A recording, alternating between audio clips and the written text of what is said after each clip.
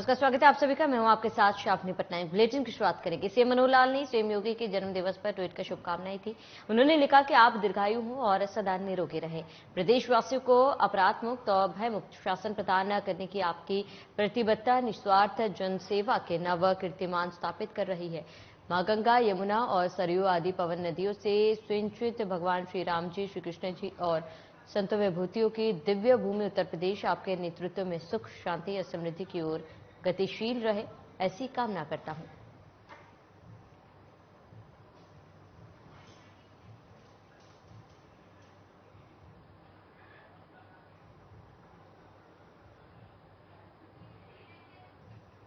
तो सीएम मनोहर लाल ने विश्व पर्यावरण दिवस पर दी बधाई। ट्वीट में लिखा, प्रकृति मनुष्य के प्रति बहुत दयालु रही और ईश्वर की इस उन्मूलन धरोहर को संजोए रखने का कार्य हम सभी को करना होगा। आइए विश्व पर्यावरण दिवस के अवसर पर प्रकृति के प्रति अपने प्रेम को और सुदृढ़ करते हुए सभी जीव जंतुओं के लिए उसके संरक्षण एवं संवर्धन के लिए संकल्प लें।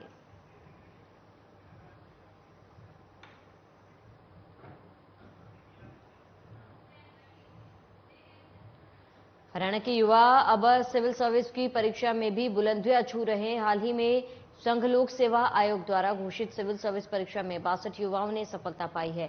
प्रदेश के युवाओं को प्रतियोगी परीक्षाओं के प्रति आकर्षित करने के लिए सरकार ने सिविल सर्विस में चयनित युवाओं का सम्मान भी किया। वहीं सीएम मनोहर लाल ने हरियाणा के 63 अभ्यर्थियों को सम्मानित किया है और इस मौके पर एसवीएम के मुख्य प्रधान सचिव डीएस ढीसी, मुख्य सचिव संजीव कौशल, पुलिस महानिदेशक पीके अग्रवाल, प्रधान सचिव we Umashankar, ADGP CID Alok Mittal कार्यक्रम में मौजूद रहे।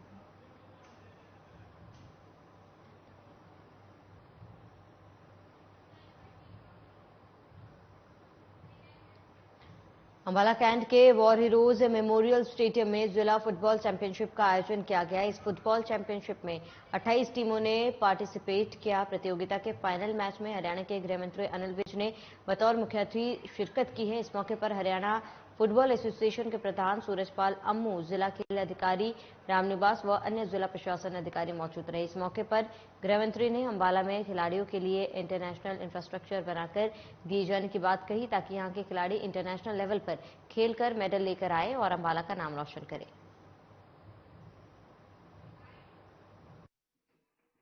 हाँ, अंबाला में बहुत अच्छा फुटबॉल था। ये सारा नेशनल बड़ी बड़ी टीमों को, मोहन बगान जैसियों को यहां हराया जाता था, लेकिन इंफ्रास्ट्रक्चर ना मिलने की वजह से हमारे खिलाड़ी पीछे रह गए। तो अब हम इनको अंतर्राष्ट्रीय स्तर की यहां सुविधा मुहैया कराई है और पहली बार अंबाला छावनी में 28 टीमों ने अंडर 14 और अंडर 17 में पार्टिसिपेट किया है। ये बहुत बड़ी बात है। मैं अंबाला के फुटबॉल को पुनर्जीवित होते हुए देख रहा हूं और यहां से टीमें जाएंगी, वो नेशनल में भी खेलेंगी, एशियन में भी खेलेंगी, ओलंपिक में भी खेलेंगी, कॉमनवेल्थ में भी खेलेंगी और हरियाणा का, अंबाला का और इंडिया का नाम। तो सोमवार को कृषि मंत्री जेपी दलाल भिवानी पहुंचे थे। इस दौरान उन्होंने अपने आवास पर जनता दरबार लगाकर लोगों की समस्याएं सुनी, जिसके बाद वो मीडिया से मुखातिब हुए और देश व प्रदेश के ताजा हालातों पर अपनी राय रखी। इस दौरान उन्होंने कांग्रेस को आड़े हाथों लिया है। कृषि मंत्री जेपी दलाल ने रेल हादसे पर दुख जताते हुए कहा कि पूरा देश व पीएम मोदी मृतकों के परिजनों के साथ है। इसके साथ ही उन्होंने कहा है कि इस हादसे की सच्चाई सीबीआई जांच के बाद सामने आएगी। साथ ही कहा कि देश में पिछले काफी सालों से रेलवे सिस्टम में सुधार किया गया है। नई तकनीक का प्रयोग कर रेलगाड़ियों की गति बढ़ाई गई, जिसके चलते दुर्घटनाओं में काफी कमी आई है। इस दौरान कई जिलों में सूरजमुखी की एमएसपी की बजाय भावांतर योजना से खरीद पर हो रहे विरोध को किसानों की बजाय विरोधी पार्टियों का विरोध बताया।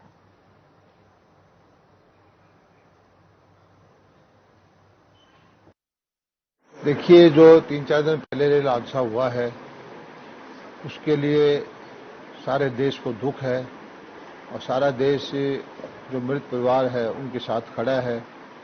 हमारे प्रधानमंत्री जी भी वहां गए हैं और इस मामले की जांच जो है सीबीआई को दे दी कि ऐसा लगता है कि इसमें कोई न कोई तोड़फोड़ की आशंका हुई है, वरना इस तरह की उम्मीद नहीं थी कि एक स्टेशन पकड़ी हुई ट्रेन के ऊपर दूसरी ट्रेन आके टक्कर मार दे।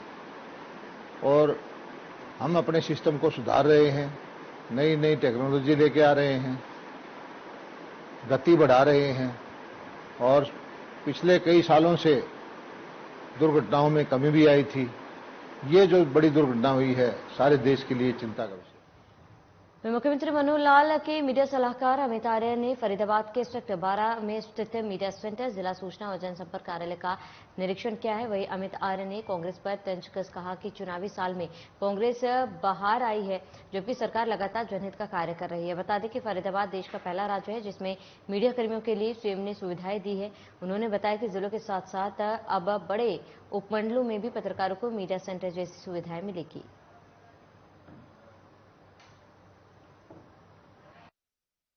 कम्युनिकेशन के बच्चे जो जेसी बोस यूनिवर्सिटी में पढ़ते हैं मास कम्युनिकेशन, तो आज मेरा उनके साथ एक तरीके का संवाद भी था, इंटरेक्शन भी था। उनकी इंटर्नशिप शुरू होने वाली है। इन छुट्टियों में जेसी बोस यूनिवर्सिटी के मास कम्युनिकेशन के बच्चे पूरा 1 महीना ट्रेनिंग करेंगे। आज उसका शुभारंभ हुआ तो मुझे आज यूनिवर्सिटी में भी जाने को सौभाग्य मिला। बच्चों के साथ भी मैं आज 1-1.5 घंटा उनके साथ मैंने इन्हीं पत्रकारिता और इन सारे विषयों पे उनके साथ। भिवानी में जसपा संस्थापक डॉक्टर अजय चौटाला ने कहा है कि जसपा मिशन 2024 की तैयारी में जुटी हरियाणा में भाजपा और जसपा गठबंधन पर विरोधियों के सवाल उठाने के बावजूद भी 70% वादे पूरे भी किए हैं। चौटाला ने कहा है कि चुनाव के दौरान बहुत से लोग जनता के हितैषी बनकर आएंगे। उन्होंने जनता से आह्वान किया है कि वो ऐसे भेड़ की खाल में भेड़िए को पहचाने।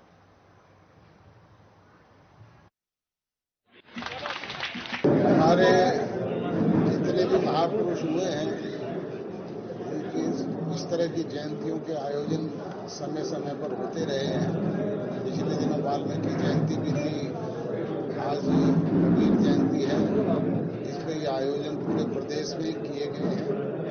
मैं भिवानी में आप लोगों के बीच में आया हूँ।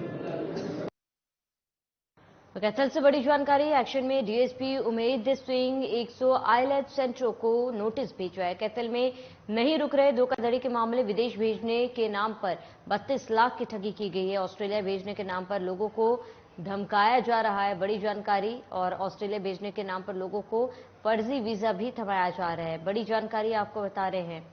ऑस्ट्रेलिया भेजने के नाम पर भेजा नेपाल और श्रीलंका पुलिस ने मामला दर्ज किया है।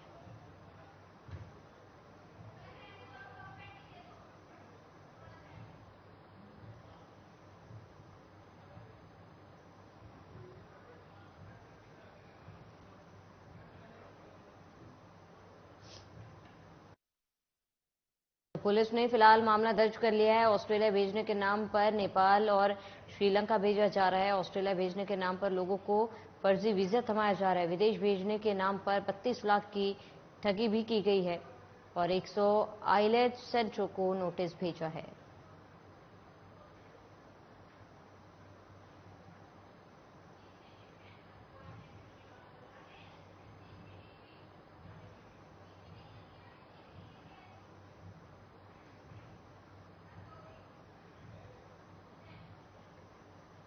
तो भिवानी में सीएम फ्लाइंग की टीम द्वारा लगातार अलग अलग विभाग में ताबड़तोड़ छापेमारी की जा रही है। इसी कड़ी में आज रोहतक रेंज और भिवानी सीएम फ्लाइंग द्वारा समाज कल्याण विभाग में रेड की गई। रेड के दौरान विभाग का रिकॉर्ड चेक किया गया। आपको बता दें कि छापेमारी के दौरान 20 मुलाजिम में से 2 गैर हाजिर मिले। इसके साथ ही विभाग का अन्य रिकॉर्ड भी जांचा गया है जिसमें काफी खामियां मिली है। सीएम फ्लाइंग स्क्वाड रोहतक के साथ एक कंबाइंड टीम बना करके जिला कल्याण समाज अधिकारी के कार्यालय में रेड की गई है, जहां पर 20 मुलाजिम तैनात हैं, जिसमें से 2 आज गैर हाजिर पाए गए मौके पर। आप ये सीएम चंडीगढ़ से जो ये आई हुई है टीम, इन्होंने हमें अच्छे से समझाया कि ऐसे ऐसे करना है। अब हमारा जो काम है वो हो गया है, हम इनका शुक्रिया अदा करते हैं। आगे बढ़ेंगे। महेंद्रगढ़ शहर के एक निजी हॉस्पिटल में 23 अप्रैल को पाली की एक महिला की डिलीवरी के दौरान मौत हो गई थी। परिजनों ने अस्पताल के डॉक्टर के अलावा अन्य स्टाफ पर लापरवाही का आरोप लगाते हुए शहर थाना पुलिस में शिकायत दी थी, जिस पर शहर थाना पुलिस ने मामला दर्ज करके आगामी जांच शुरू कर दी थी। लेकिन अभी तक पुलिस ने अस्पताल के डॉक्टर और अन्य कर्मचारियों पर कार्रवाई न होने और गिरफ्तारी नहीं होने से नाराज परिजनों ने आज लघु सचिवालय में पहुंचकर एसडीएम हर्षित कुमार को ज्ञापन सौंपा है। मृतक के ससुर रमेश खींची पूर्व पंचायत समिति की चेयरमैन ने बताया है कि निजी अस्पताल के डॉक्टर को गिरफ्तार करके कानूनी कार्रवाई करे। अगर कोई कार्रवाई नहीं होती है तो 12 जून से लघु सचिवालय या फिर अंबेडकर चौक के अनिश्चितकालीन धरना किया जाएगा।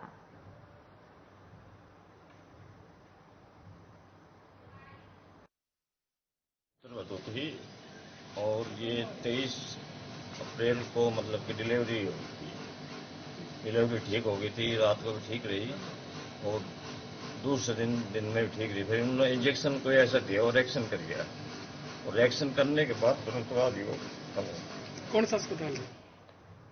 पलवल से नूर जिले के गांव नेवाना जा रहे दंपति के साथ पिकअप गाड़ी में सवार 2 लोगों द्वारा पीछा करने और विरोध करने पर मारपीट करने के साथ ही काटकर नहर में फेंकने की धमकी देने का मामला सामने आया। पीड़िता ने अपने बचाव के लिए मौके से पुलिस को सूचना दी, जिसके बाद मौके पर पहुंची हुई डायल 112 की टीम ने महिला को बचाया। हालांकि पुलिस को देखकर आरोपी मौके से फरार हो चुके थे।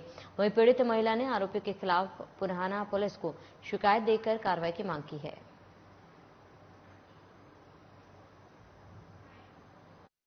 हम पलवल से नेवाना जा रहे थे और उन्हाने से पीछे लगे गाड़ी में 2 व्यक्ति जैसे गुंडे और हमारे पीछे आगे जैसे गाड़ी कभी आगे कभी पीछे। तो आगे मैंने विरोध किया, रोकी गाड़ी, तो भैया ऐसे क्या कर रहे हो तुम? बोले कि जैसे गंदा इशारे करने और गलत व्यवहार, बोले आ जाओ आगे सामने, जैसे मारकूट। फिर हमारी बाइक के सामने गाड़ी रोक ली बीच सड़क पे, ये पेटे कंपनी के पास में नहर से उल्ली तरफ नाले से रोड पे खड़े थे राधा स्वामी के पास। वहाँ से हमारे पास इवेंट आया, हमें इवेंट पे 5-6 मिनट में मौके पे पहुँच गए थे। वहाँ गए, वहाँ मौके पे जिनके साथ वारदात हुई थी तो वहाँ मौके पे कोई नहीं, वो वहाँ से भाग गए थे। तो फिर हमने आसपास पूछी, नहर के पास में खोखा है, वो बुजुर्ग चाय बनाता है, उससे पूछी तो उन्होंने बताया कि वो इस कसाई के लड़के थे जिन्होंने इसके साथ मारपीट करी थी। तो फिर आपने घर गए? तो हम उसके घर गए थे और वो लड़का वहाँ से भाग गया था पहले। अभी क्या कार्रवाई की जा रही है? तो आगे हमने ला करके मेडिकल के लिए ले आए उन्हें हॉस्पिटल में। और हरियाणा के रेवाड़ी जिले में एक युवक ने अज्ञात कारणों के चलते खुदकुशी कर ली। मृतक युवक मुन्ना गुजरों की ढाणी स्थित एक शराब ठेके पर काम करता था और उसने शराब ठेके के अंदर फांसी लगा ली। दारूहेड़ा थाना पुलिस ने शव को कब्जे में लेकर पोस्टमार्टम हाउस में रखवा दिया और मामले की जांच में जुट गई है। तो शव को पोस्टमार्टम के लिए भेज दिया है। फिलहाल पुलिस जांच में जुटी हुई है और युवक ने खुदकुशी की थी। फिलहाल जांच की जा रही है।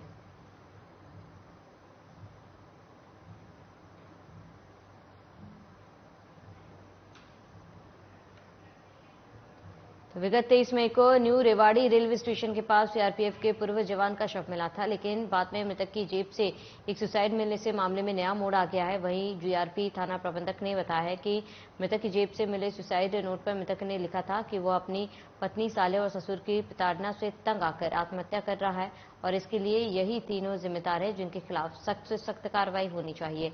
अब मृतक के पिता की लिखित शिकायत पर तीनों के खिलाफ विभिन्न धाराओं के तहत कार्रवाई की जा रही है।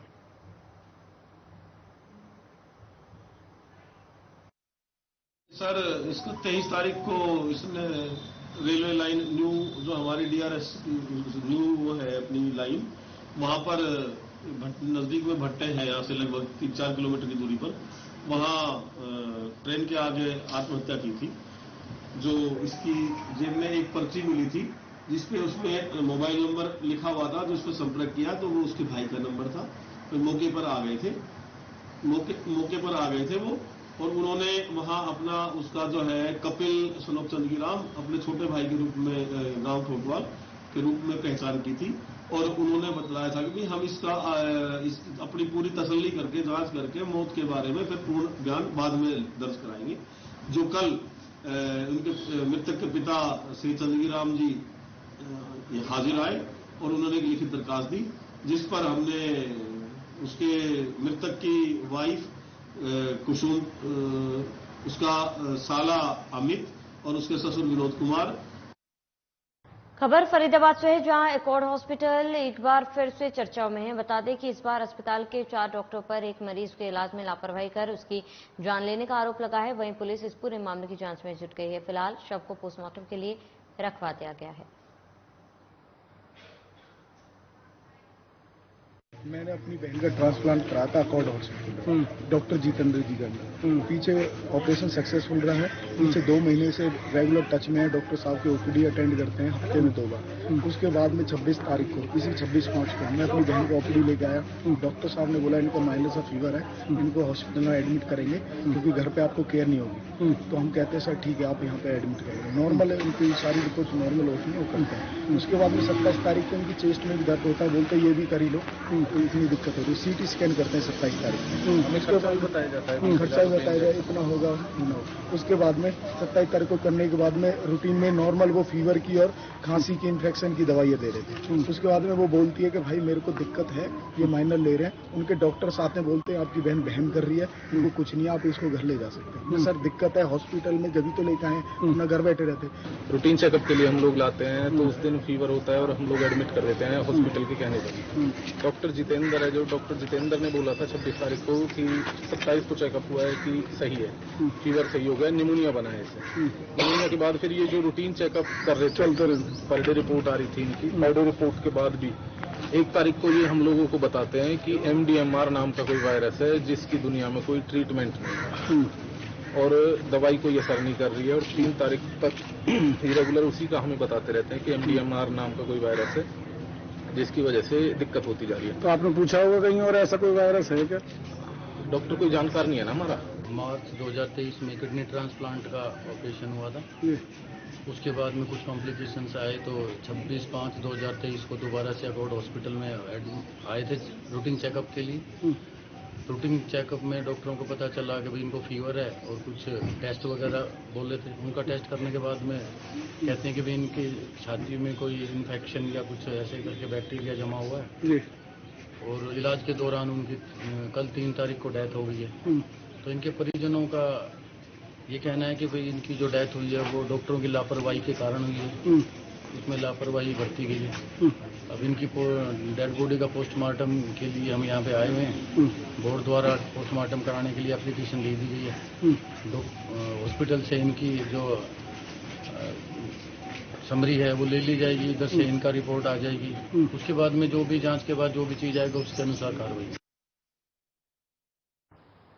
वहीं कर्नाटक जीत के बाद एक और जहां कांग्रेस का आत्मविश्वास बढ़ने लगा है। रेवाड़ी से कांग्रेस के विधायक चिरंजीव राव ने देर रात जनसंपर्क अभियान के तहत वार्ड नंबर 11 का रुख किया। वार्ड में रहने वाले लोगों की समस्याएं सुनी, जिन्होंने रेवाड़ी नगर परिषद में व्याप्त भ्रष्टाचार पर कटाक्ष करते हुए कहा है कि रेवाड़ी नगर परिषद अब लूट और भ्रष्टाचार का अड्डा बन चुकी है, लेकिन स्थानीय प्रशासन और सरकार आंखें बंद किए हुए हैं।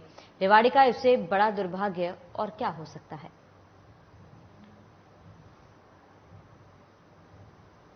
तो कांग्रेस विधायक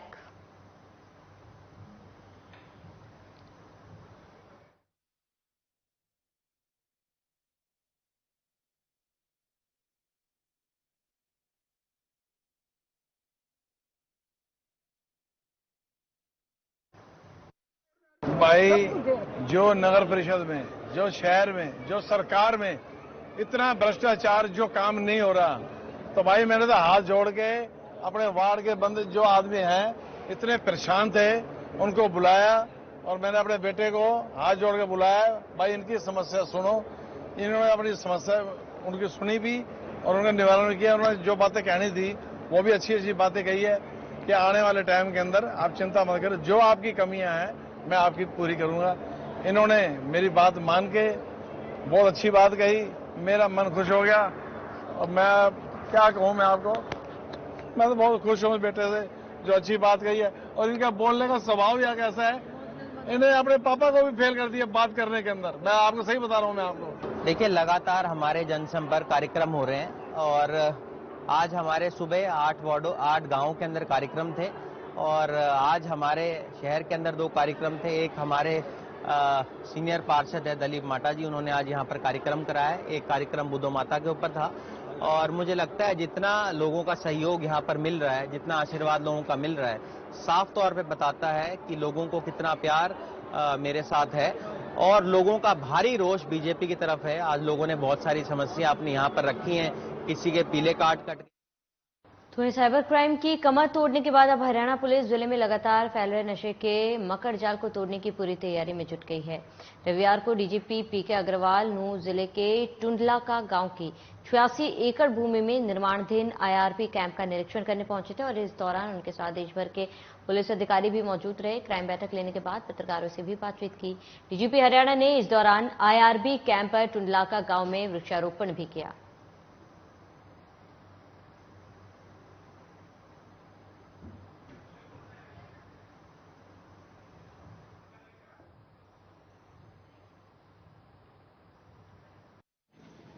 जो अपना स्टेट लेवल क्राइम मीटिंग जो हम करते हैं, तो इस बार हमने टुंडलाका में ये आयोजित किया है। इसमें आईजी आईआरबी है हमारे सौरभ सिंह, उन्होंने यहाँ प्रबंध किए हैं। अभी ये इलाका जो है और ये जो फैसिलिटी है, ये कॉम्प्लेक्स है, अभी ये अंडर डेवलपमेंट है, इसमें कंस्ट्रक्शन हो रहा है और ये करीब 86 एकड़ जमीन है जो हमारे पास यहाँ राज्य सरकार द्वारा हमें दी गई, जिसमें हम आगामी दिनों में यहाँ बैरक का निर्माण कर रहे हैं, मुलाजिमों के लिए मेस का निर्माण करेंगे और एक गेस्ट। कुरुक्षेत्र पुलिस ने 5 साल की बच्ची के साथ दुष्कर्म करने के आरोपी को गिरफ्तार किया। कुरुक्षेत्र पुलिस के उप पुलिस अधीक्षक रजत गुलिया ने बताया है कि थाना शहर पिहोवा में दी अपनी शिकायत में शहर थाना क्षेत्र के अंतर्गत रहने वाली एक महिला ने बताया कि वह घरेलू कार्य करती है। 2 जून 2023 को सुबह उसकी 5 साल की बेटी को खेलने के लिए गली में गई थी, जहां वो गायब हो गई। मामले की गंभीरता को देखते हुए आरोपी को गिरफ्तार कर मामले की जांच में जुट गई है।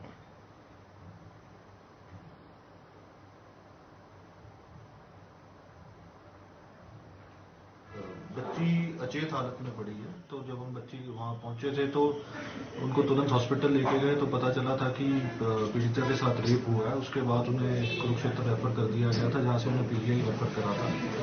फिर लड़की की मदर की स्टेटमेंट पर हमने एक मुकदमा दर्ज करा है 6 पॉक्सो एक्ट में। इसके चलते फिर हमने तुरंत ही अपनी टीम्स बुला के डिफरेंट टीम्स हमने सभी को अलग अलग कार्य असाइन कर दिया था, जिसमें सीआईए की भी टीम्स थी। लगभग 6-7 टीमों ने काम करा और फिर हमने एक्यूज को आइडेंटिफाई करा था, जिसकी कल गिरफ्तारी भी करी गई है और अब इसको हम पेश करेंगे। विक्रम नाम है एक्यूज का, लगभग 32 साल आयु है, बाघल। चलिए इसी के साथ इस बुलेटिन में फिलहाल में हिस्सा देते हैं। देश प्रदेश के तमाम बड़ी खबरों के लिए बने रहे हमारे साथ।